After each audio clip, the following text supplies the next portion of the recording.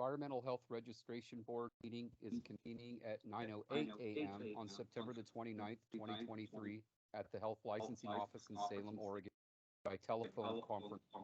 I will now call roll. Scott Kruger is present. Rhonda Robb. Present, Rhonda present.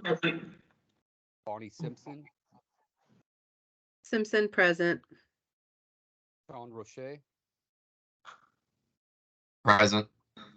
Eric Lamb. And Jesse Leno. Lanu present. Thank you. Members, when you wish to speak, please state your last name for the record. Board members are asked not to use the chat feature during meetings. Public members wishing to speak must first sign in on the roster sheet available. For public members calling in on the public phone line, please email Carrie Edwards at Carrie, CARRIE.Edwards, EDWARDS at OHA.Oregon.gov and provide your first and last name. Public and interested parties feedback may be heard during the public interested party feedback period if indicated on the agenda. Everyone is asked to use appropriate language, manners, and protocols when conducting board business. The meeting is called to order. Fantastic. Thank you so much, Scott. The first thing we have is the approval of the agenda. So what I will need is a member to say I approve the meeting. I need a second. And then Scott, if you would proceed with a roll call vote, and don't forget to include yourself. This is Simpson. I approve the meeting agenda. Yeah.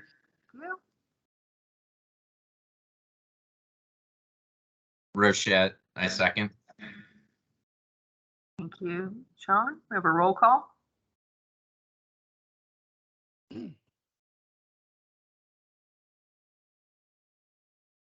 Scott Kruger, aye. Rhonda Robb. Rhonda Robb, aye. Bonnie Simpson. Aye. Sean Rochette. Aye. Eric Lamb. Lamb, aye. Jesse Leno. Lanu. Lanu, aye. Fantastic. Very good. So the next we have is introductions. And Jesse, if you would like to introduce yourself, and then we can, Scott, if you would go next and ask everyone on the board to kind of identify themselves for Jesse, and then we'll do staff. Okay, well, my name is Jesse Lanu, and I am a public board member. I don't have a lot of experience in environmental health, but I have a lot of experience with federal government and the rules and regulations. It all sounds a lot like the federal government to me. I'm on a learning curve, especially with Microsoft products. But a little bit of my background, I have posted my biography for everybody to read. It's on the website, so I don't really have to go into much of that. Just saying that my last job was with the Transportation Security Administration as an intelligence analyst, and I worked at the Oregon Titan Fusion Center in Salem. And I retired in 2012. So I've been living my life of almost luxury out here in Western Oregon. And if anybody has any questions about me or my background or anything else, please don't hesitate to ask. Thank you. Nice to meet you. Well, I'm Scott Kruger, and I work for Benton County Environmental Health. I just finished my 18th year, and I'm acting in capacity as the environmental health manager and working towards applying for that position. So there's a lot going on in my world right now, and pleasure to see you. Thank you. Rhonda Robb. Good morning. My name is Rhonda Robb. I am one of the supervisors with Multnomah County Health Department. We do inspections for food trucks, restaurants, daycare, healthcare, etc.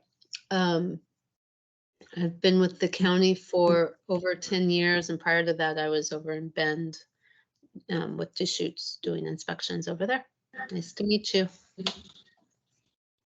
Bonnie Simpson. I'm Bonnie Simpson. Jesse, I'm so happy that you are here. We're happy to have you. I am the Communicable Disease Program Manager for Jackson County, but I am an environmental health specialist. I've been an environmental health specialist for 23 years, and I've been with Jackson County for 12 years. And that's it. Sean Rochette. Morning. I'm Sean Rochette. I think I've been on this board now for a year now. And I am as of this month, the statewide onsite wastewater program manager for the Department of Environmental Quality. I'm a registered wastewater specialist, and I am located in our Bend DEQ office.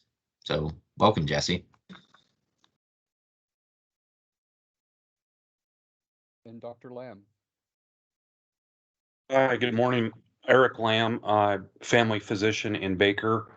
Been here 21 years. I've been on this board for about a year as well. I also serve as the Baker County Health Officer and am the Baker County Medical Examiner. Thank you.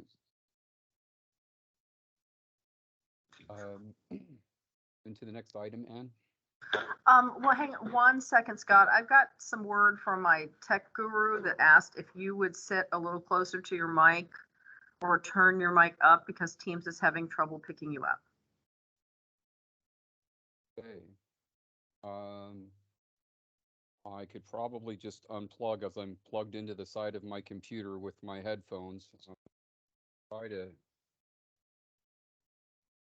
Is that better? That's way better. Way better. Thank you so Okay. much, All Scott. right. There we go. Okay, so we're going to continue with introductions. I'm Ann Thompson, the policy analyst for environmental health. We also have on the line, we have Tina Russell, who's our licensing manager. Would you like to say hi, Tina? Good morning, everybody, and welcome, Jesse. Tina's going to be working with us. And we have Nathan in the room, who's our tech guru. Greetings. We have Derek Foltz. I believe he is on. You've gotten emails from him. He is our coordination with new board members person. We also have Trampus, our regulatory manager. And hello, everyone. He's so great. And then we also have Carrie Edwards, who is going to be filling in for April Fleming, who is out on leave. And she's the one, you'll start to get communications from her. You'll see that the agenda was updated with her contact information. So if you have interested parties who wish to comment or any other questions, concerns, you can contact me or Carrie. Her information is on the notice. So if we've got everything up to speed, we can move on to the next thing, which is the 2024 meeting dates. I've chosen to try to keep them as close as I could to current dates. If we get into rulemaking, which we're going to discuss later, we will add what we call special meetings. These are the standard meetings that have all the reports and all the pieces. We need to add just a special rulemaking. We won't have all of that. But we wanted to get this on the calendar, and the Health Licensing Office proposes 9 a.m. March 1st and 9 a.m. September 27th. If you would like to check your calendars, if everyone is satisfied with that, I would need a motion, a second, and a roll call vote to accept those dates and times.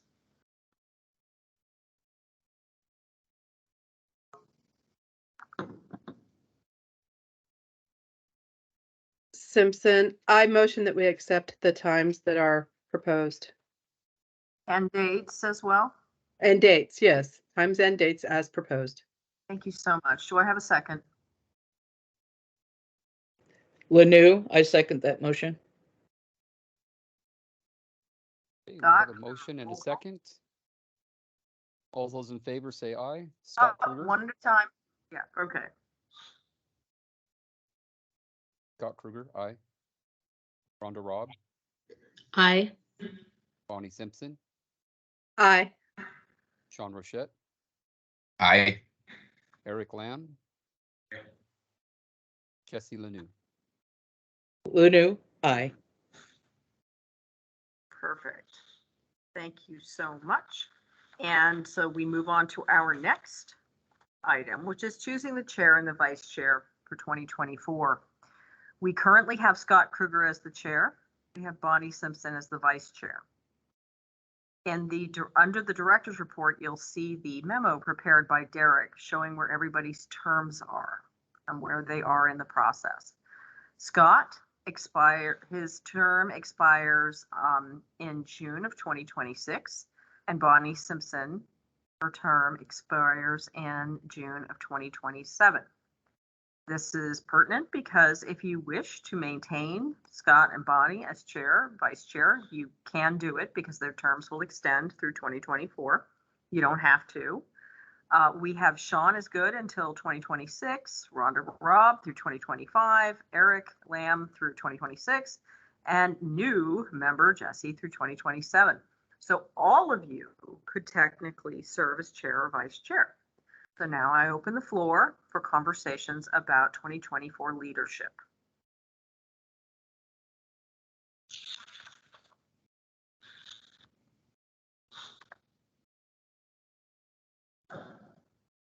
Anybody interested in keeping Scott as the chair, Bonnie as the vice chair?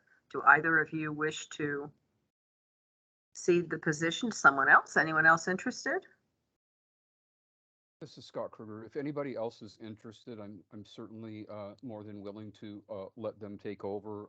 If nobody has any interest, I am certainly willing to continue. It's not a heavy lift, so whatever the group decides is perfectly acceptable with me.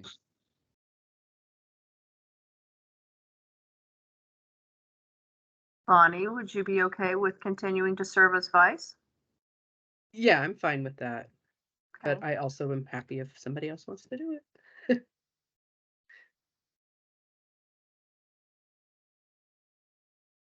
So Sean, Rhonda, Eric, Jesse, anybody interested? Or if we're happy maintaining the status quo, we would need a motion. You could do them separately or together. Motion would be to maintain Scott and Bonnie as chair and vice chair for 2024. We need a second and a roll call. This is Rhonda. I motion to keep Scott and Bonnie in their positions. Rochette, I second the motion. Okay, well, all those in favor, say aye. Scott Kruger, aye. Rhonda Robb, Aye. Bonnie Simpson, Aye. Sean Rochette, Aye. Eric Lamb, Aye. Jesse Lanu. Aye. Perfect. Fantastic. So I've kind of done some spoilers for the director's report. I'm sitting in for interim director Bob Bothwell today. Part of the director's report was going to be updating everybody on their terms. Doesn't look like we have anyone in danger of aging out this year or even next year. We have Sean, who's in his very, very beginning of his first term. You also can reappoint because you're allowed to have served 2 terms, as can Eric and Jesse. So Scott, Bonnie, and Rhonda can't reappoint, but as we get closer to those dates, remember that you have the option of serving until replaced. And there are some, if we can't get anybody else, sometimes we have board members who serve sometimes a long time past their term so that we could continue to meet until somebody comes into their seat. But that, we also have a new board coming on. Semi Pat Note is on the line, the policy analyst. We have a new board coming on in January. The legislature gave us a board for sign language interpreters. And it's my understanding that there's going to be 6 license types for different situations in which somebody can provide interpretation services. We also had this past legislative session, we had a brand new program come on in 2022 for temporary staffing agencies. It's the first time we're licensing businesses, some of which aren't even in the United States, which was a lift for us. That got off the ground July 1st of 2023. Hot on the heels was a piece of legislation that made some changes to that program. So we were involved in rulemaking right as the new program was getting off the ground. So a legislature continues to be super interesting. Does anybody have any questions? No? Okay. So we will go into the licensing and fiscal statistics. Please, Jesse or anyone else, stop me if I told you we go fast. So we sort of track for our board members just how are things going? Who is getting licensed? How many licenses were being issued? How many renewals and how they're doing it.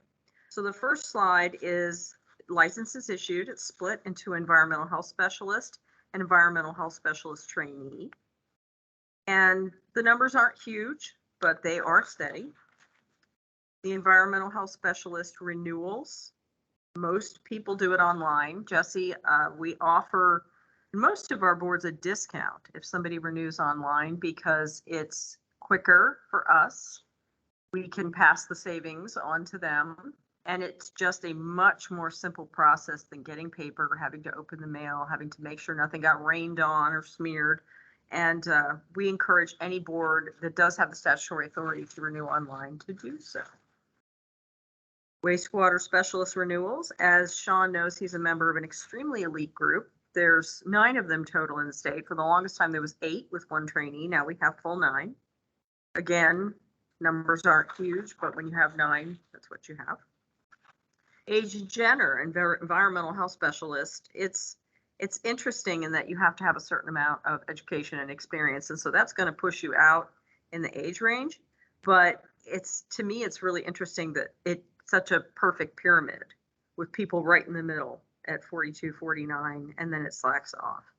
I know some board members in the past have been concerned that we don't have more young people entering the field. And that's not something the board can do, but it's certainly something we keep an eye on and something that we are looking at our licensing processes to try to make sure that everything is as expedient as it can be.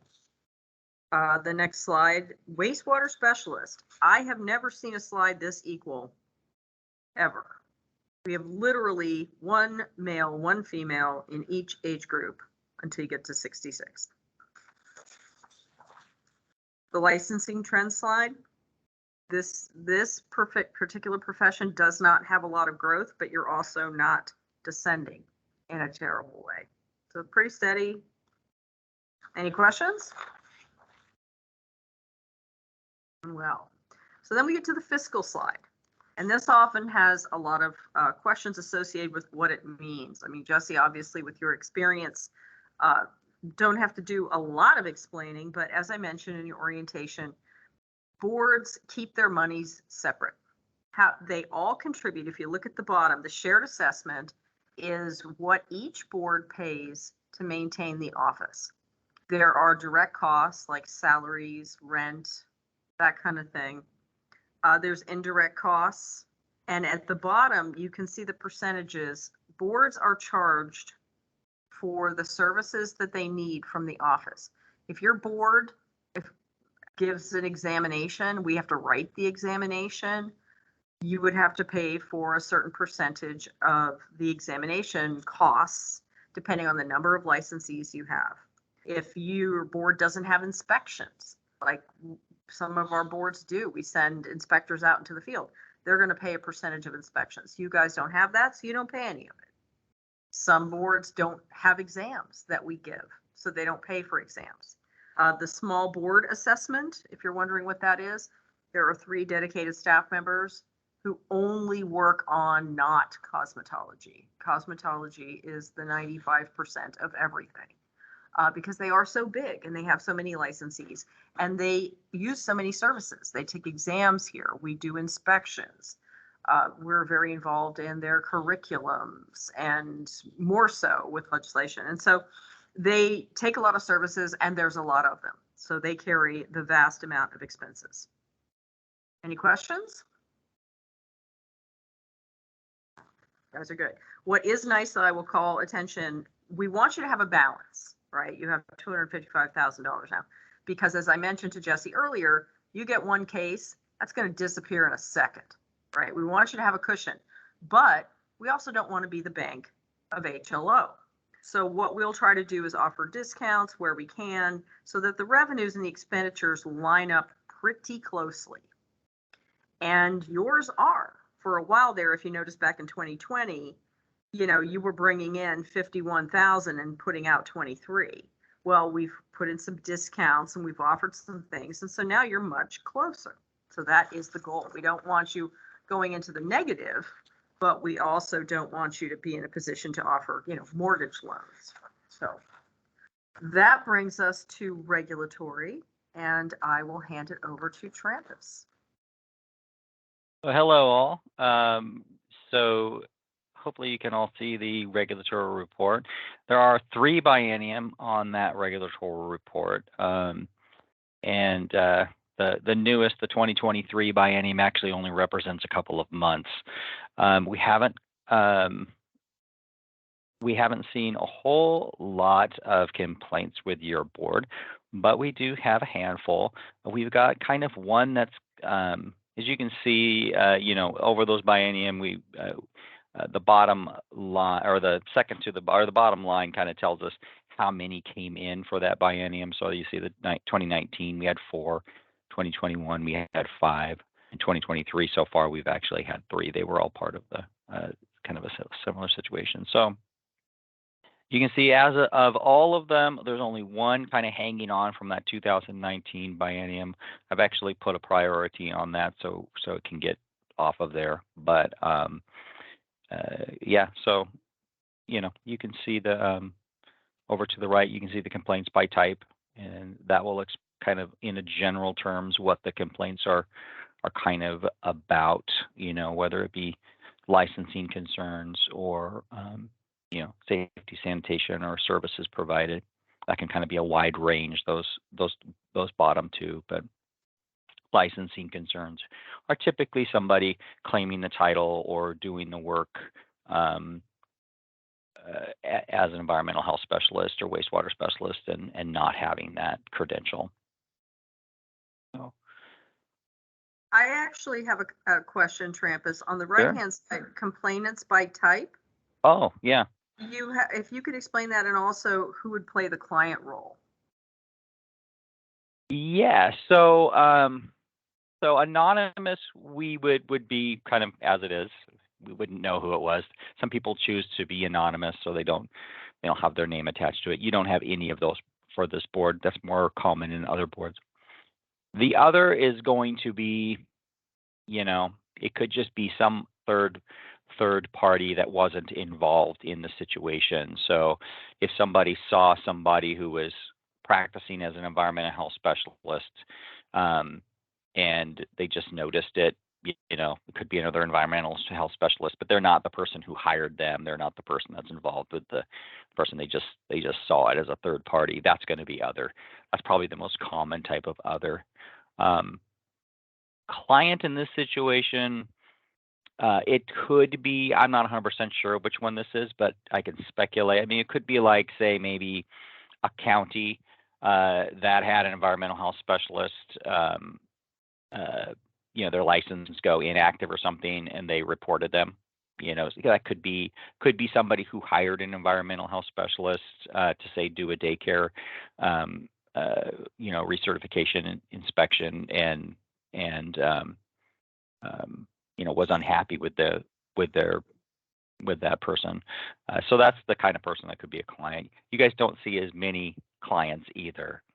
Most of your complaints, as you see here, are other, and they're third parties licensing concerns.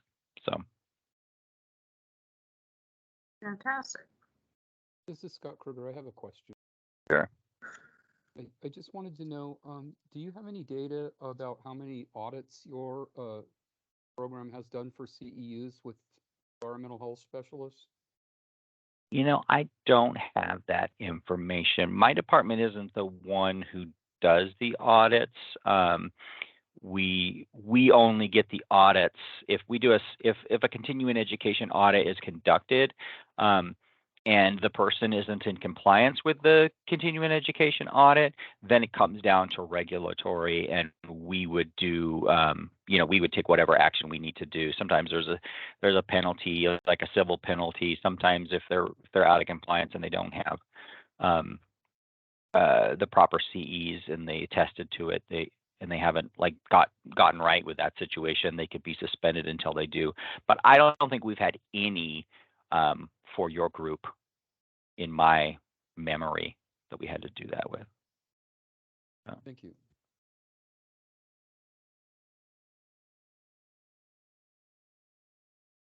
Any other questions? No? Right. Well, thank you, Trampus. Problem. Okay, so today we're going to get into the policy discussion, which today is sort of introducing you to what's been going on behind the scenes and starting to kind of get your minds turning. Over time, and we've heard this from the board, and Tina deals with this and her staff on a daily basis. The way our rules are written and the way that your statutes are written, that getting an environmental health specialist registration or a trainee's license registration can be sometimes challenging, is the word I would use. And some of that comes from your statutes, which I sent out with materials, or Carrie sent out with materials, so that we can start kind of talking about beginning rulemaking at the beginning of 2024 and some of the potential issues to be discussed. Now, what we're doing right now, we have taken a deep dive into your rules and your statutes. And there are some restrictions in your statutes that, and we've mentioned this before, can make getting people into the profession challenging. I had a conversation with a person at NEHA, a credentialing specialist, who said that the way our statutes are written, she laughed and said, I don't know how anybody would qualify. So one of the things we're doing is I want to let you know that if anybody is planning, we can't bring legislation forward as the health licensing office. That's not our role. But if an association, Please or Clothes or anybody out there is planning on getting a concept through, now's the time to do it. If you want to do it in the short session and make any of these requirements maybe a little different. If you are if you do plan on doing that, if you'd let us know, the health licensing office is always happy to sit down with any association to make sure any concepts or ideas that you have fit in with how we do business, because we have a bunch of conforming amendments that have to do with disciplinary authority and the ability to issue licenses and renewals and all those pieces. And if those levers aren't all in a piece of legislation, it can get a little clunky. So, but we ask that if anybody's planning on doing that, to let us know. So, with that being said, we have some wonderful graphics here that were provided by Derek and Tina about how people get trainee registrations and permanent registrations.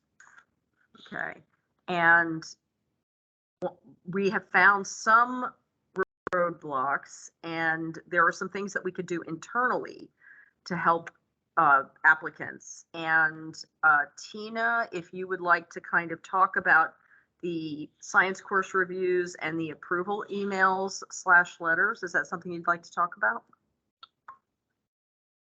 Yeah, I'll let Carrie talk towards the course, the science courses, since she did the review on those and added. However, let's discuss how individuals, we know how hard it is for individuals to go to an interview. And then the counties are wanting to have them already be licensed. Well, they can't get a license until they have a supervisor. So what we've decided to do in-house is, if you have individuals that are going to interview, they can send their transcripts and an application to our office prior to their interview and have their courses looked at. And if they qualify to become a trainee, we will then send them an email telling them that everything is good and that they qualify to be a trainee, and they can take that email with them to their interview. So that's one of the things we thought could speed up the process for individuals to get hired and to be able to get into a position quickly. If there's any other suggestions, we would love to hear it. But when we sat in on the CLEAS meeting, that was one of the things that was talked about. And a lot of the counties have steps that they have to take. So we felt that this would be an easier thing for the counties. Do any of you have questions on that? This is Rhonda Robb. I have a question. That sounds great. How soon do you think you would be implementing that? We already have. Oh, fabulous. And we've already had some that have sent in to be pre-qualified prior to going to apply. This is Scott Kruger, no question. I just wanted to say thank you. It's very, very helpful. You're welcome. Anybody else? Okay, Carrie, would you like to go over this list? This is a list that we use internally, and we have since I've been here. I've been here 27 years. We've been using this list. And the courses prior to this were shorter. It was a shorter list. So we had Carrie go out to several colleges and start looking at their requirements of science course hours that could be related to environmental health specialist. So she's done some pretty good work. We have been able to add to the approved categories. Carrie, do you want to expand on that? Sure. So this is Carrie Edwards, and I am actually doing multiple roles in the office right now. So I did the research on all of these courses. So the highlighted ones that you see on this list are ones that I've added. So as you can see, the ones that are not highlighted was our previous list. So I've actually added just over 30 new courses to the list. I researched like bigger colleges like U of O, OSU, and Washington State as well. I researched under like public health, community health, environmental health courses, of course. So this list would qualify based on rules and statutes that, you know, very few degree options. So yeah, I mean, as long as these look okay to you guys, I mean, I can add more if you guys have ideas. So do you guys have any questions about it? If I may, Carrie, just to bring Jesse up to speed, on the grid, the coursework that we're discussing comes into play when we talk about qualifying and needing 45 approved science credit hours. This is part of the initial qualifications because our statutes require a person to have a bachelor's degree and 45 approved science hours. And so this is when we get an application or somebody wants to be a trainee, we need to look at their transcripts and see if they have not only the number of classes, but the kinds of classes. And Mhm. so what Carrie did was go out and do, and I spoke with Scott earlier this week. He mentions all of these new courses having to do with climate change. And as the profession evolves and concerns evolve and new science, props up, we wanted to make sure that our list was as inclusive as possible to reflect the transcripts that are coming in and make sure people get credit for the science courses as appropriate. Does that make sense, Jesse? Yes, that does. So the ones that are highlighted in yellow, those are the courses that have been added now. Yes. Excellent. Thank you. Mhm. So this is just allowing people coming out of school now, looking to get into the profession, to have the widest possible opportunity to meet that requirement within the limitations of the statute. And the reason I mentioned the statute before, I mean, we are looking at getting into rulemaking. And one of the reasons we're having to proceed very slowly. I mean, you don't want to be in a hurry to make rules. You really don't, because if you can do it in a hurry, you didn't have enough feedback, involvement, but again, as I mentioned with Jesse and all of you in your orientations, we are creatures of statute. We can only do what the statute allows us to do. And so right now, and we can start thinking about stakeholders and some issues. Your statutes have, and I sent copies out, qualifiers upon qualifiers. You don't. And Yes. sorry, I don't want to. Okay, somebody let her in. You had somebody waiting in the lobby. Oh, Nathan. Nathan's got him. Thank you so much, Tina. You don't just need a bachelor's degree.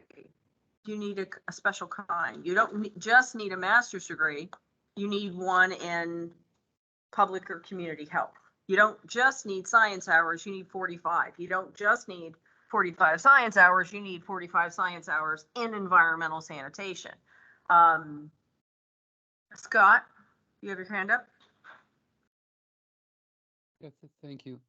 I was wondering, does the statute allow for coursework in environmental law and environmental policy? Great question. The way that the statute is written, now, are you talking about a trainee or just anybody? Talking about a trainee with an approved list of coursework and having environmental law and environmental policy included in the coursework. Okay, is that something that would be added to our approved science list? That's what I'm asking. Okay, if they have already 45 science course hours, that doesn't matter. Yes. Scott, what the statute says specifically, and this is qualifications of environmental health specialist applicant rules for employment prior to registration. This is 700.030. You need a bachelor's degree from an accredited college or university, 45 hours or the equivalent semester hours in science courses related to environmental sanitation. So if you bring up anything extra, we would have to see how it measures against the phrase environmental sanitation. And 2 years of experience in environmental sanitation under the supervision of a registered environmental health specialist. So that is straight out of the statutes. Now, if you want us to look, Scott, at those, are you thinking about maybe having those looked at to add to our approved science courses, or are you talking about if you have that should get you registration? I'm trying to figure out what your question is. That's exactly where I'm going to have coursework in those areas added to the list. Okay, is that something you could send me or send Carrie and we can take a look at it? Absolutely. Yes, thank you. That's what I was going to ask. Great minds. Rhonda, could you weigh in here? Does that seem appropriate? Woo! Sorry, I was on the other screen looking at the the list of classes. I think what you're asking, Scott, is definitely appropriate. Sure. In addition to this list, I imagine if for some reason the trainee turned in all of their courses, and can you hear me okay? Yeah, it sounds like there's some feedback or somebody laughing or something. Not Yeah. in my house. Everybody- Gina, is it okay if you mute yourself? Thank you. Go ahead, So Rhonda. sure. So if a trainee turns in their coursework, and for some reason you decline, you say that their 45 hours do not meet any of these listed credentials, they could still come back to you and we could argue that their coursework is applicable. Is that accurate? We try to stick because we have to treat everybody the same. We Mhm. can't allow, I mean, and we've had folks, and Tina's been through it. We've had folks that have argued that, you know, a degree in theology and religious studies was applicable. You know, it's, you know, there are some folks that will, you know, take unbelievable things, and if you let them plead their case, they will try to explain to you how this meets the requirements, and that's why we have a list. We can't Got it. litigate this every single time somebody comes in. Tina? So say, for example, if somebody comes up, sends in their information and they have, say, 39 science course hours and they want additional courses looked at that time, we would ask them to get the course outline of some of the other courses that they took, and that would be looked at, but there's no guarantee that they would still meet the 45. Does that help you? It does help, yeah. So with understanding that, I would agree with Scott and ask him to turn that information into you for your review. Thank you. Yeah. We're having such an enormous problem hiring, as you might imagine. I think everybody across the nation is, and finding people who are applicable. So maybe Scott and I can discuss how to reach out to CLEAS and talk to them about legislation changes. Right. And again, this is why we bring this up, because we understand. We understand the roadblocks to registration. And if you were going to look at legislation, we would be more than happy to show you the big walls that people smash into, right? Now, we're not, I have to get this on the record, we are not here to promote the profession. We are not here as a board to make sure that this, you know, succeeds. But we do understand that there are barriers, and there are a lot of very strict, and I see you have your hand up, Tina, there's a lot of very strict timelines that people get caught in. The 2 years being a trainee with, and the hours, the 3,840 hours, that doesn't allow for people to have a death in the family, or, you know, it's so easy for people to go off the rails. So Tina, what do you have? Yeah, I was going to say I definitely would suggest you go to CLEAS and try to move forward with this, because there are a lot of hurdles for almost pretty much, I'd say 50-50 when they're coming in here with their transcripts. So it would be definitely something to sit down with some of us, if that's the approach you're going to take, like Ann said, and we can tell you where those hurdles are. Absolutely. And Tina deals with this all the time. And I understand that this is it's a critical profession. And Rhonda, what have you got? Sorry. So you would meet with us once we've met with CLEAS to tell us what those hurdles are? Is there any way you could tell us briefly what those hurdles might be now? Well, that's what I was going to get into, but I wanted to Okay. make sure if you had any supplemental. So, and one of the things that we're doing right now, and I have to be careful kind of what we say. But we are doing a really deep dive into the statutes and trying to see what we can work with and what is in stone.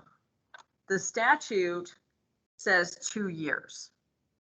That's where the 3,840 hours of experience came from. And I went back and read minutes from years and years and years of board meetings. And at one point, some of these hour requirements were actually higher than what they are now. And when you have qualifiers upon qualifiers upon qualifiers in the statute, it doesn't really allow for life or anything else to kind of get in the way. And we've had folks that have struggled. They got their trainee license. And I mean, there might be some things in rule, and we're still trying to figure this out. We're trying to figure out what we cannot negotiate on in statute. When it says 2 years, we talked about this in orientation. What does 2 years mean to the statute? Is it literally 2 years? Or could it be 2 years of experience, maybe garnered part-time over 4 years? You know, we're trying to figure out what is something we can explore to work on some of these barriers and what we can't. And what we would do is, if you get with an association, right now we're exploring all the roadblocks and which one of them can we perhaps mitigate and rule, and which ones are we stuck with?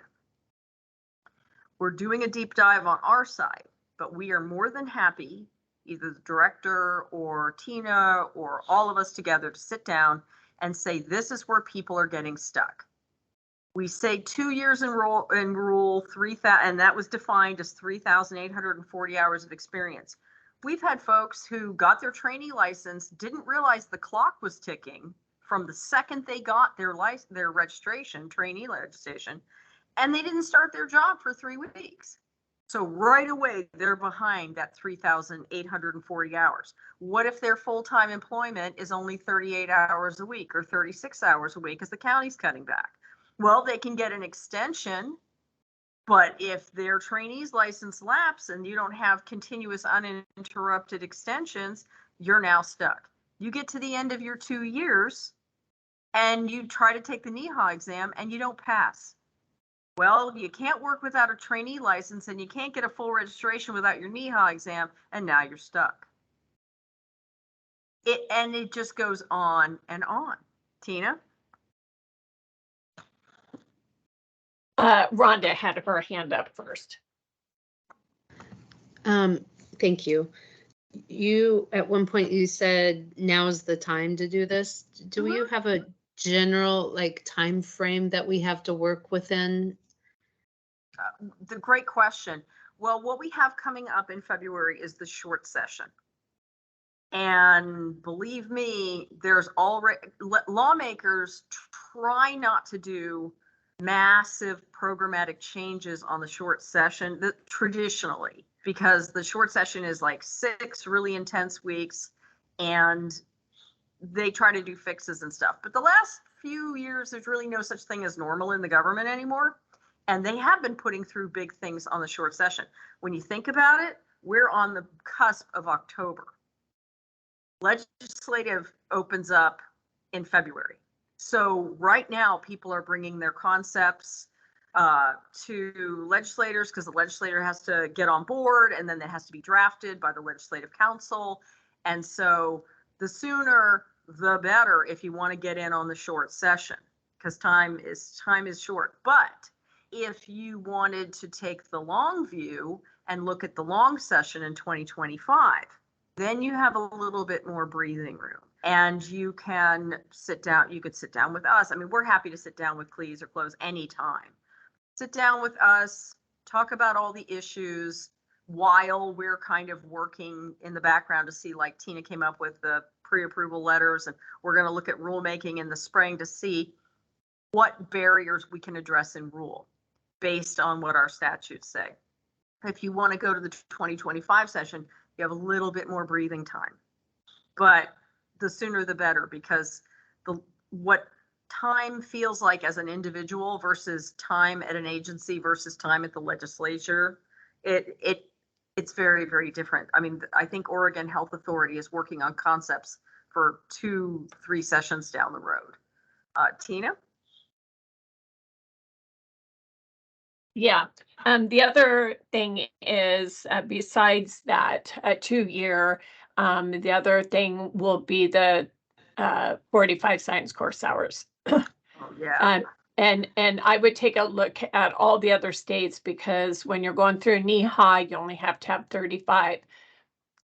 I'm wondering if we're not the highest when it comes to science course hours. So that's huge, and it's huge. It's caused a lot of problems for us here. And do you want to add to that, NEHA science course hours? Yeah. Also, one other thing, if you look in your statutes, the statutes are going to be where you want to go, because in the statutes, it says that you can approve a national association. All of the individuals that apply have to go through NEHA to take their exam. Some of them get a registration through NEHA, which the registration is, they have to renew, they have to have CEUs, and there is a disciplinary authority under them. So that's another thing to look at. Gosh, I don't have the statutes open, but yeah, we could go on and on and on about where these flaws are in here and what really needs to be looked at. But that's a huge one right there. Yeah. Scott, what have you got? I just wanted to say, or what I think I hear you saying is words are important, and we know when we're looking at statute, like words like shall and may become very relevant. And in this case, specifically with the 2-year timeline, it sounds like you're looking at potentially language like continuous versus cumulative. Did I understand that correctly? Well, I'm trying to provide information in a very cautious way, because as I mentioned in Jesse's orientation, words matter enormously. And if the word is not defined in the statute, it says for the purposes of this law, 2 years means contiguous, without it, we use the Merriam-Webster's dictionary, which the one at the DOJ is like 40 pounds and has a spotlight on it. We go by the dictionary definition of the term. What we don't know, and this is something we're exploring, is what does 2 years mean in that statute? We all know what 2 years means, but does it have to be buzzer goes off now and it is uninterrupted, seconds leading to minutes, to hours, to years, and then at the end of the exact 2 years, the ball drops in Times Square and boom, you're done? Is that what it means? Or is there some flexibility there, not on the 2-year point, but in the envelope the 2 years might come into? Does it have to be 2 years start to finish calendar, or can it be 2 years equivalent, however long it takes you to get there? These are the questions that we're working with our internal partners to try to figure out. Because when we get into rulemaking, and we've talked about this before, there's things that we can't do anything about. Like literally, if our DOJ partners and all of our research comes up with the legislative intent was that this is what 2 years means, and that doesn't reflect today's world and today's employment and today's staffing availability, and that doesn't make, maybe it made sense when the statute was created, or maybe the folks who got it through thought it would end up being something else. And unintended consequences is something that we all live with every day. I have a program that just got started in July. They thought that they knew what it meant, but they weren't looking at it like we were. And we're like, you think it says this, but it really doesn't, right? So maybe when the folks got this statute through, they had intents, or maybe the world looked different than it looks now. And so, that's what we're trying to figure out is with all of these restrictions in the statute, what are we stuck with? What do we maybe have some, just maybe some options for some words around it? And that's why the easiest thing to do, though, I mean, easy for us, would be to just to get the statutes changed so that these sticking points, these hurdles that we keep hitting, the bachelor, well, and there was the word with, when I first got this job, it says official transcripts demonstrating attainment of a bachelor's degree and 45 approved science hours. I don't know how many folks were around when the statute said bachelor's degree with 45 approved science hours. That word alone caused so much problems because we got some legal advice over and over again. There were folks that had a bachelor's degree and then just said, well, you know, I'm interested in this profession, and went and got some extra classes. No, the way the statute was written, those 45 science hours had to be within the bachelor's degree. And there were folks that were really interested in the profession, and that word with stopped so many people. Somehow, somebody got it changed to say and. So that one word change from with to and allowed people to have science courses outside of their bachelor's degree. Their bachelor's degree, as Sylvie would say, would be underwater basket weaving, right? But as long as they had those science courses, they were still okay. When it said with, they weren't, right? So there are all of these little points that might allow more people to get into the profession if they reflected today's world. Does that make sense to everybody? Really helps, Sam. Thank you so much. Oh, we understand. I mean, that's the problem, is we can't break the law. We can't help people break the law, but boy, do we understand, right? So with this being said, that, you know, I was hoping to have maybe a basic rule schedule or some ideas. I mean, Tina mentioned the NEHA thing. There are some folks that have NEHA registrations, and Pathway A has the 3 components that Oregon requires, which is education, supervised experience, and the science hours. But their requirements aren't as strict as ours, and that they only require 45 basic science hours, whereas ours are environmental sanitation. You know, they just say supervised experience. We have experience gained under a registered environmental health specialist. So there are these additional qualifiers that we're also taking a look at with that to see how that fits in. Tina? Yeah, it's 35, right? And you said 45. No, one of the pathways, there's a bunch of pathways, and the one that was the most similar to ours was 45. Okay. But it's 45 in basic science, whereas ours is courses in environmental sanitation. And when I talked to NEHA, they were like, oh my God, I can't believe you guys are more strict than we are. Like, well, it's not Right, us, it's the law. Yeah.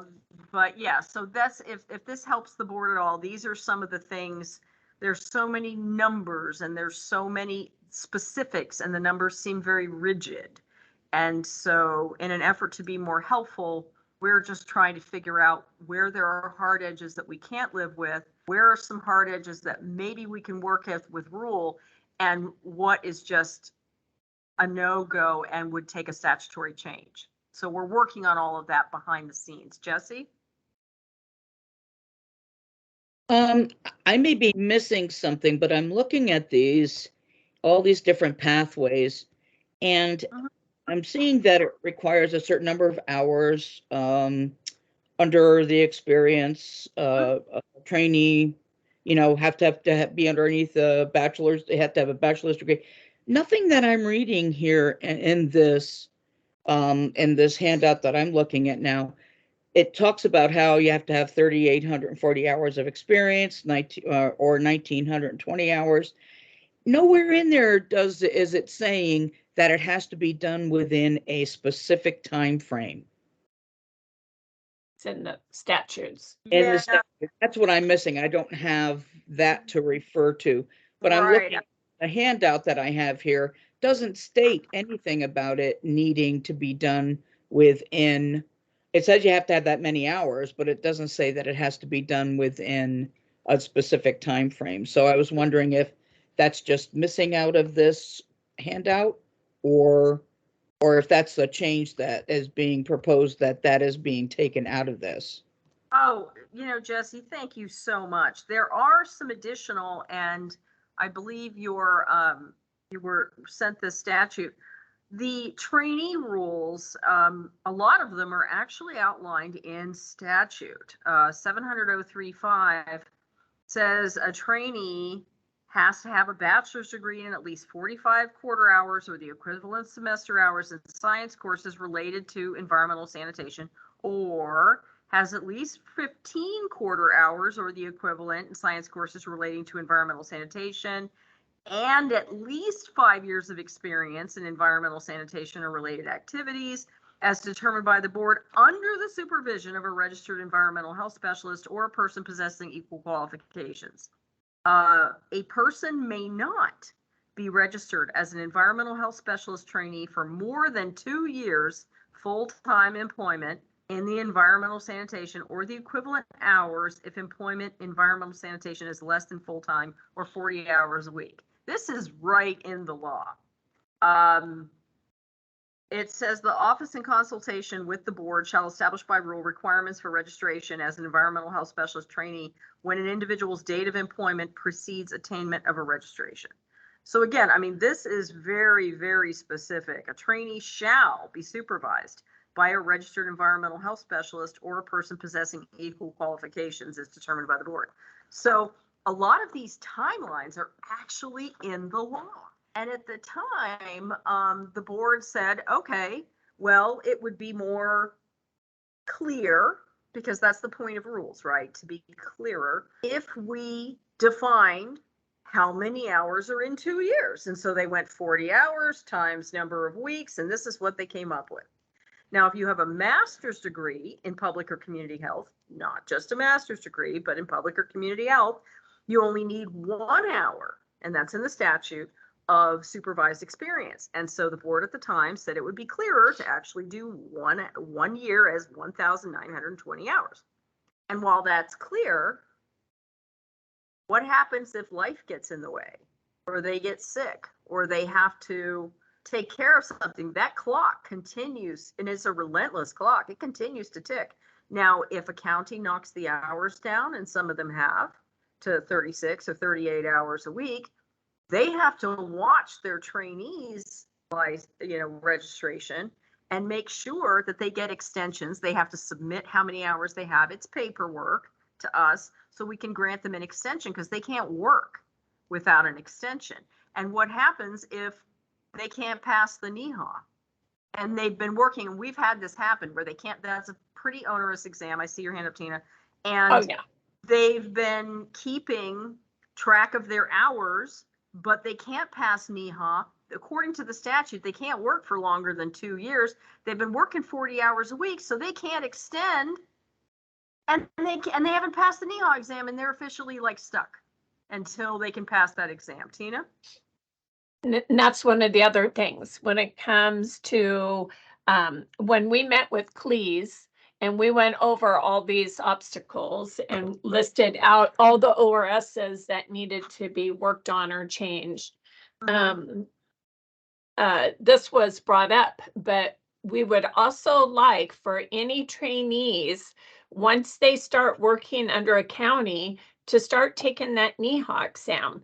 It doesn't have to be immediately, but I would suggest they start trying after a year under their trainees, so they have that time to take and pass that exam before their 2 years is up.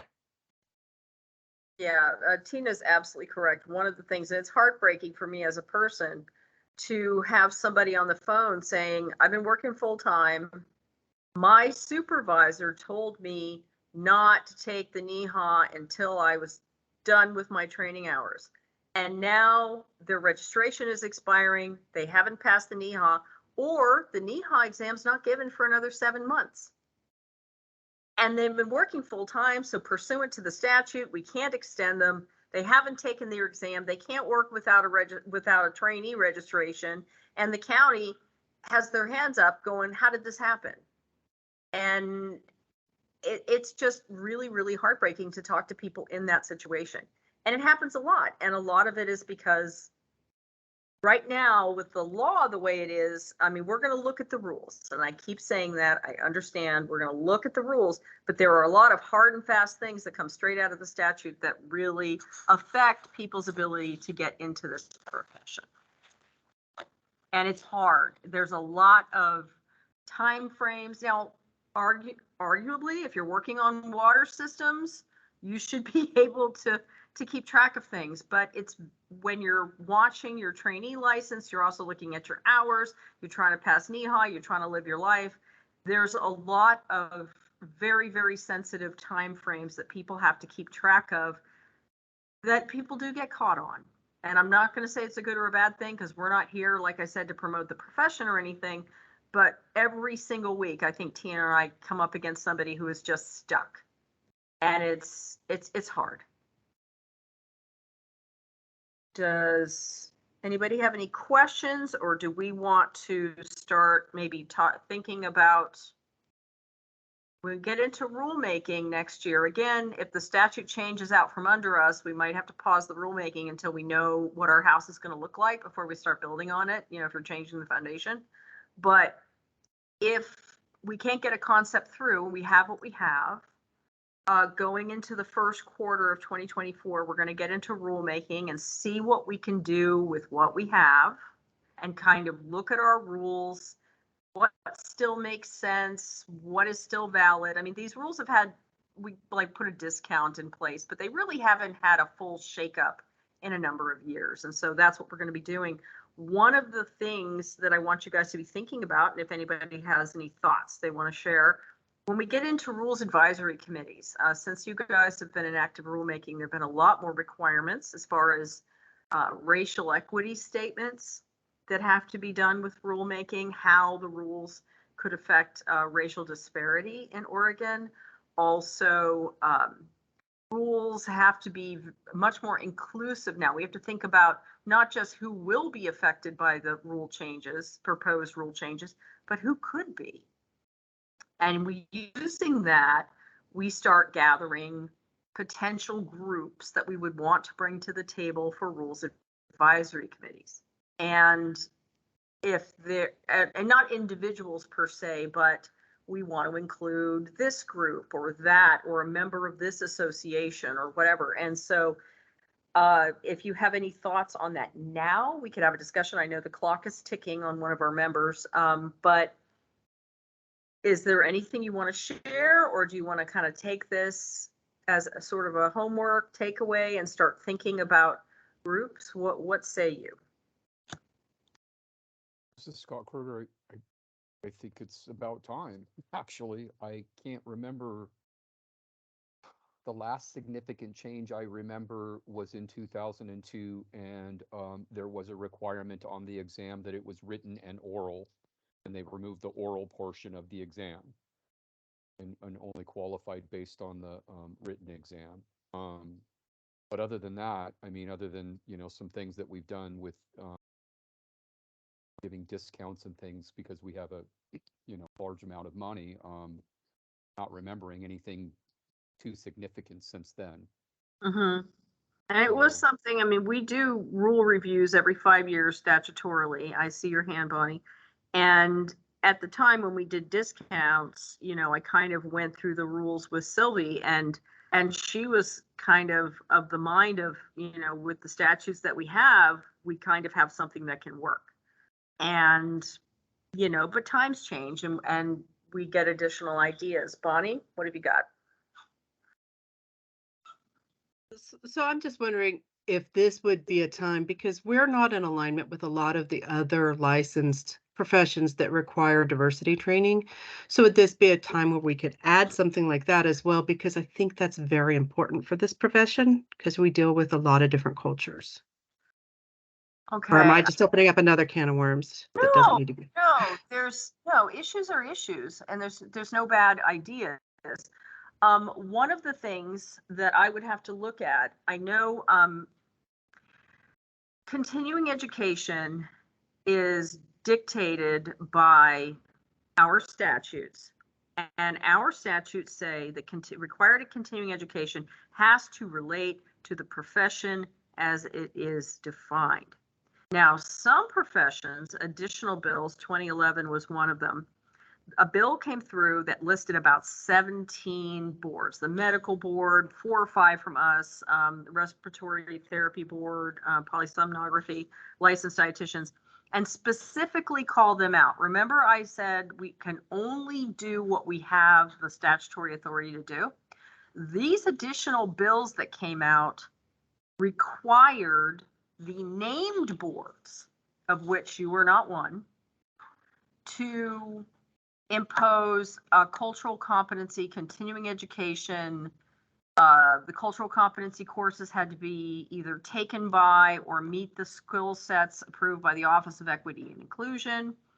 Your board was not included in that. So what I'm saying is if you want to add, because again, we are bound by what our statutes define continuing education as.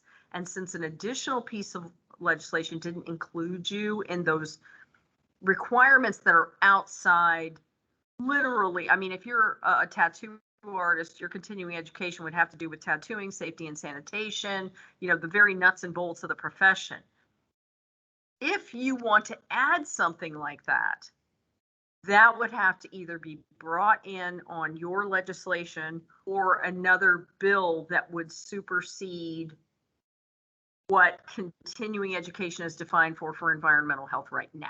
Does that make sense? Yes, it does. Thank you. We had a board, the hearing aid board wanted to impose continuing education and cultural competency because as we become aware that we're all different, more and more professions want to get on board with this, or they have to take a lot of it at their national association to keep their certification up, and they want that to count for something. And if they can double dip on that, that's great, you know. Unfortunately, continuing education is defined as a certain, you know, relating to the profession specifically.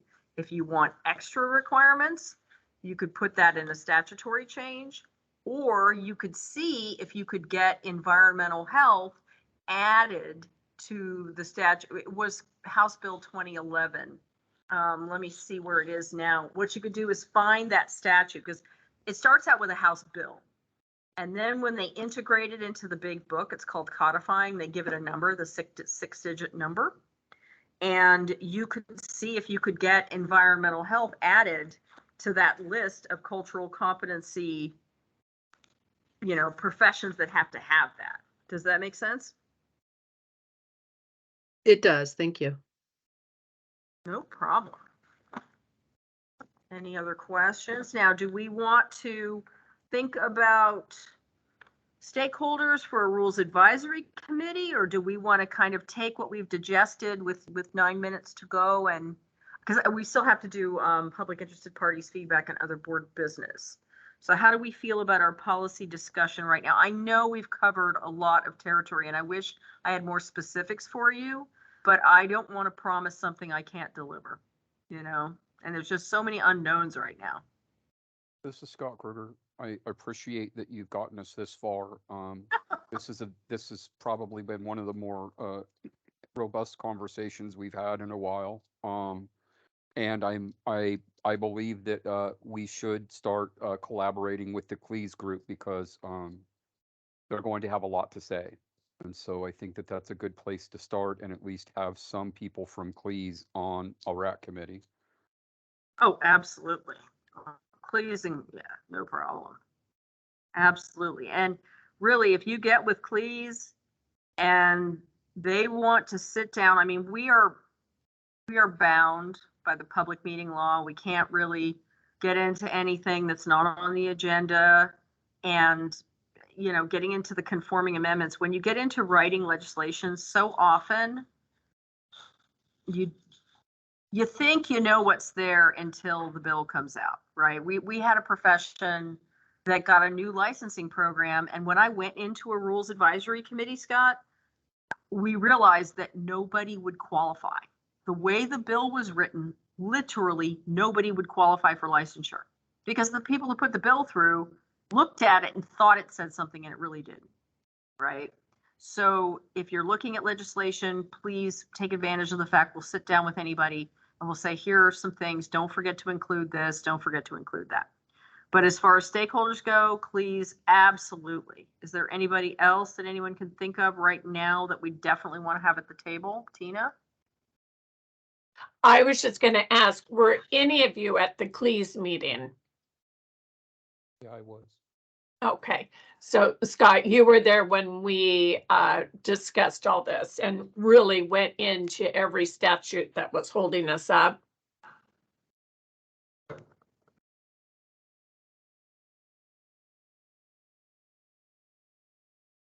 I'm sorry, I didn't know if you heard me, but yes, I was. Okay, great. And if you need another copy of what was sent and what was gone over, we can get that to you. That would be very helpful. Thank you. You're welcome. Absolutely. And again, we're not here to promote the profession, but we are absolutely here to, and it's hard to be the person that shows somebody a roadblock, right? It's hard, but we've bumped into this stuff enough that if it's necessary, and honestly, if as professionals, if you guys look at this and say, this is absolutely what you need to have for minimum competency, this is absolutely what you need for public protection, we're not going to argue with that.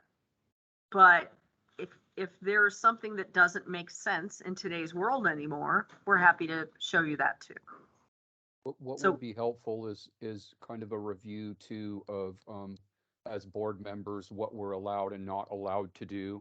You get that on orientation, but I certainly don't want to step over boundaries or be representing the board in a way that's not according to the rule. So absolutely, great point. So Scott, we all know, and I talked to Jesse about the different hats we wear. You are absolutely, as a private citizen or as a CLEAS member or a licensee, registrant, professional dog walker, anything you want to do, you can go to a CLEAS meeting as a CLEAS member, as a professional, as a private citizen. You cannot represent the board there. When you are in a CLEAS meeting, you are wearing your CLEAS hat.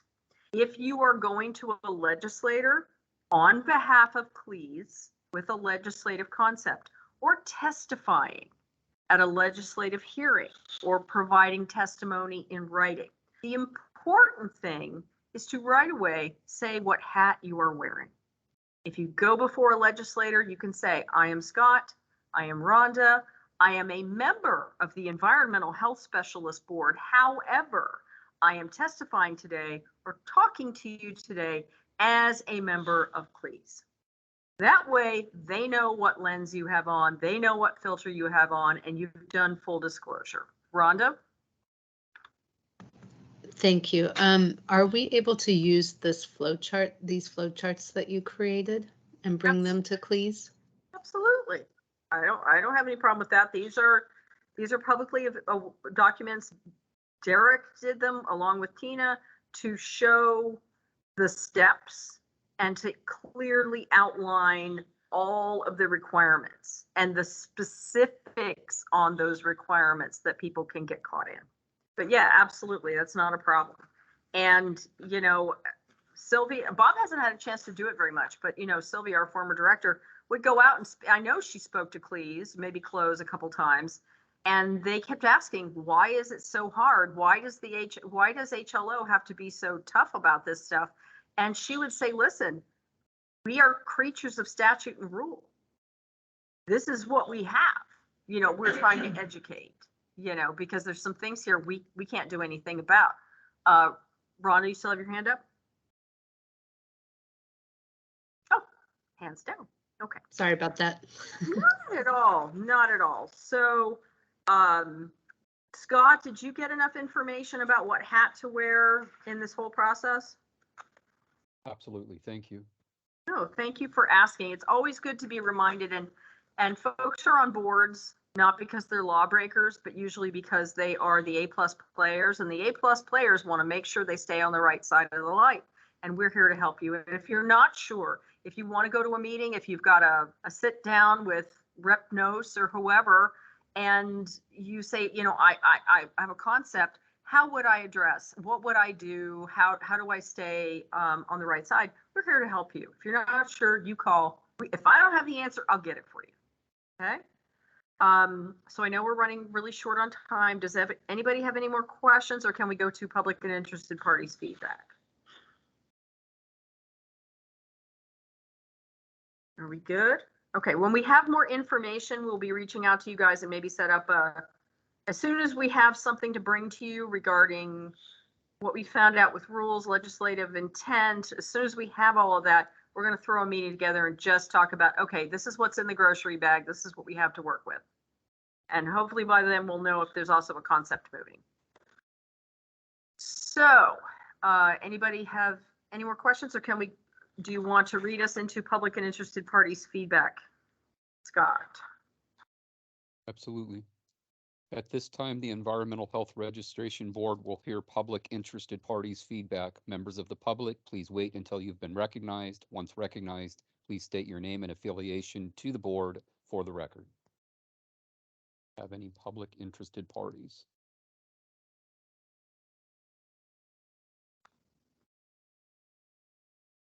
Anybody from the public, anyone who would like to speak?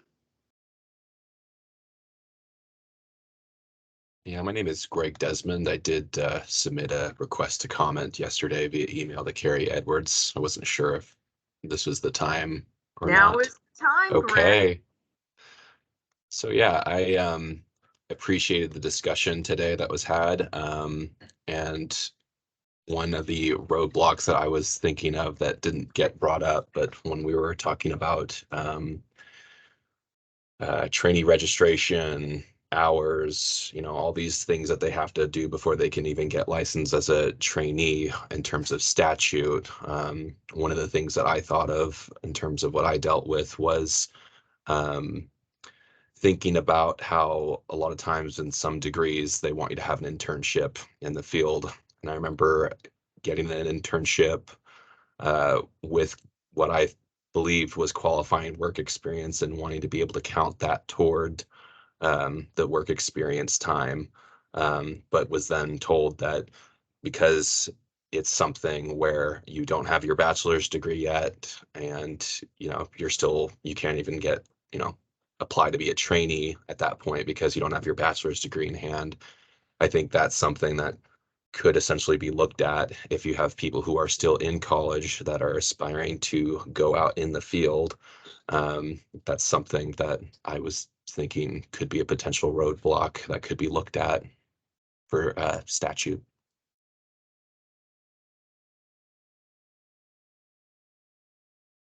Thank you, Greg. Yeah, thank you, Greg. It's nice to hear from you. That's a great point. It's a very, very great point. And I know in our program that people are pursuing in the environmental health field and doing an internship, kind of have a dual track of doing special projects and or being putting them in a position to be ready to hire. And so that's a great thought, and we should bring that up. That is fantastic, Greg. Thank you for attending and listening in today. It's always great. Anybody else on the line for public comment? Okay, hearing none. So that brings us to other board business.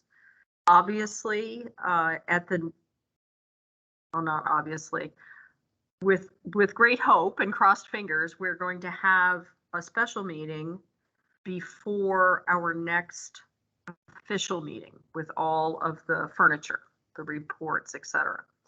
And hopefully at that special meeting, we can get some legal advice on what are our statutes, what are our hard points with our statutes, where are some of the softer points, where are some things we could exploit or take advantage of if the board would like to do that. We will also know if anyone has a legislative concept going. I will say it would be inadvisable to get into rulemaking if there's the potential huge change coming in the statute, because then that's going to be wasted effort and possible public confusion. So whenever we find out that we have something that's going to really change the foundation of the house, we're going to stop painting the bathroom upstairs, if you know what I mean. Because if the whole thing is coming down, we're going to wait to see what we have before we start rulemaking. At the spring meeting, at the special meeting, we would also want to get training from one of our partners on the requirements of 2993 regarding a racial equity statement, so that we can keep that in our mind as we move through the rulemaking process. Communities likely to be affected by the rule, how we want to engage with our partners, if we want to have listening sessions or rules advisory committees, or how best to reach the people that are going to give us the feedback we need going forward with rules, however it is they look. And then we'll probably have, if we get to that point, we'll have a rule schedule that we can give you saying, okay, here's because the rulemaking process has all of these times on it. I know, like, you haven't had enough qualifiers in your discussions today, but you have to have a minimum number of days for public comment. Things have to be filed in a certain way. And so when we have more of an idea of what we're going to be doing, we can map that out in a rule schedule, which you guys can also vote on. Anything else that we can have, if that you want me to have for the full board meeting that you voted on, I believe it's March, or thoughts for the possible special meeting in the first quarter?